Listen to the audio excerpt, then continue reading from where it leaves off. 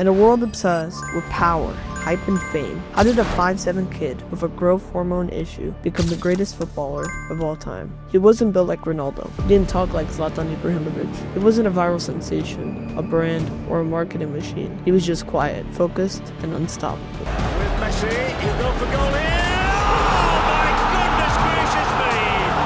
If one man could win a football match.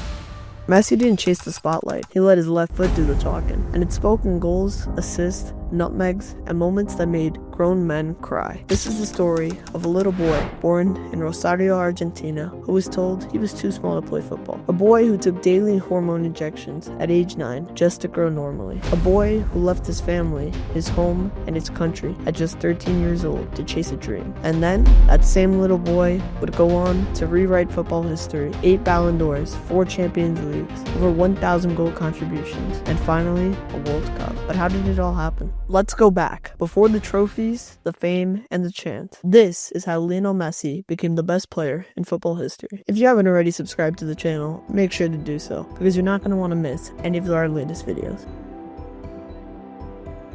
Messi was born into a working-class family in Rosario. His father worked in a steel factory. His mother cleaned houses. From age 5, people noticed something different. Not speed, not strength, but vision, dribbling, and timing. He'd take on kids twice his size and somehow always win. At age 9, doctors diagnosed him with a growth hormone deficiency. He was too small. He couldn't grow. Most clubs backed away, except for one, FC Barcelona. They didn't just offer a trial. They offered to pay for his treatment. Legend says his contract was written on a napkin. That one napkin has changed football history. Messi moved to Spain, left his home thousands of miles away, but every time he touched the ball, it was like watching a magician. La Masia's Barcelona Academy sharpened Messi's gifts, but it didn't try to change him. They taught possession, triangles, movement, the Barca way. But Messi had something no coach could teach. He saw space before it existed. He played like time slowed down around him. And while other players practiced skills, Messi did something else. He studied angles, movement, and gaps. At age 16, he trained with Barcelona's first team, Ronaldinho. Ronaldinho told his teammates, "Watch this kid. He's going to become better than me." By 17, he was scoring for the first team. At 19, he was tearing up the Champions League. But this was just the beginning. Between 2009 and 2012, under Pep Guardiola, Messi became a machine. Pep made a bold decision, turned Messi into a false nine. No longer a winger, no longer stuck out wide. Now, with this opportunity, he would be able to play central, drop deep and pull defenders, and tear teams apart. In 2012, Messi scored 91 goals in a calendar year. Let that sink in. 91 goals, 1 year. Barcelona became the best club side ever. Xavi, Iniesta, Busquets, they built the symphony. But Messi, he was the composer.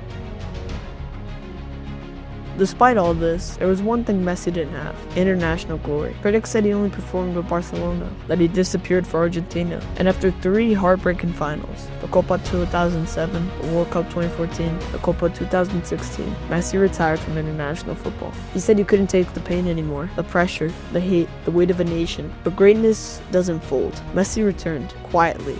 No drama, just goals. In 2021, he finally lifted the Copa America. In 2022, he did the unthinkable. He carried Argentina to World Cup glory. At 35, out of his prime, against Mbappe, against the odds. Messi wasn't chasing greatness, he just became it.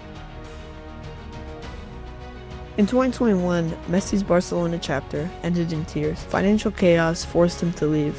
Joined PSG, won more silverware, and still delivered goals and assists like clockwork. Then came MLS, Inter Miami, and guess what? He still broke records. He still broke records. He still filled stadiums. He still made grown adults scream like children. Because Messi isn't just a player, he's a feeling.